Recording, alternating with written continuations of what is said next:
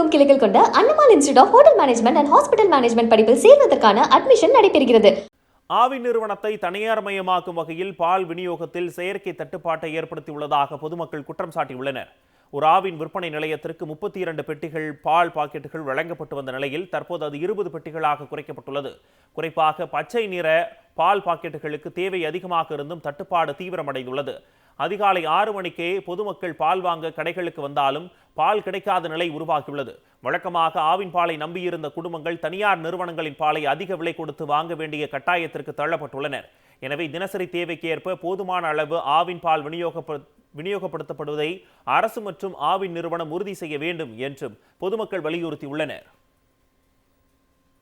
நான் பால் வாங்க தான் வருவேன். எப்போ சில டைம்லாம் பச்சை பால் கிடைக்காது. பச்சை பால் வாங்கினா கொஞ்சம் திக்காக இருக்கும், அது கொஞ்சம் தயிர்லாம் போட்டால் கொஞ்சம் கெட்டியாக இருக்கும். அதனால் அதை தான் நாங்கள் வாங்குவோம். சரி, அது சரியாக வரதில்ல அப்படின்னு சொல்கிறாங்க. டெய்லி நான் பச்சை பால் தான் வாங்குவேன். ஏன்னா அதில் கொஞ்சம் திக்னஸ் அதிகமாக இருக்கும். ஆனால் இப்போ பச்சை பாலே வரதில்லை. ஒரு 2 மாதமாக எனக்கு தெரிஞ்சு 2 மாதமாக வரதே இல்லை.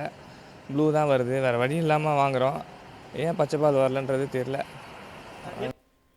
இதேபோல் சேலம், கோவை, திருச்சி, திருவாரூர், மதுரை, திருநெல்வேலி, கன்னியாகுமரி உட்பட தமிழகம் முழுவதும் ஆவின் பால் தட்டுப்பாடு ஏற்பட்டுள்ளதால் தனியார் பாலை கூடுதல் விலை கொடுத்து பொதுமக்கள் வாங்க வேண்டிய நிலைமை ஏற்பட்டுள்ளது. ஆவின் நிறுவனத்தை தனியார் மயமாக்கும் வகையில் பால் விநியோகத்தில் செயற்கை தட்டுப்பாட்டை ஏற்படுத்தியுள்ளதாகவும் பொதுமக்கள் குற்றம் சாட்டியுள்ளனர். தமிழகமெங்கும் கிளைகள் கொண்ட Annamal institute of hotel management and hospital management படிப்பில் சேர்வதற்கான அட்மிஷன் நடைபெறுகிறது.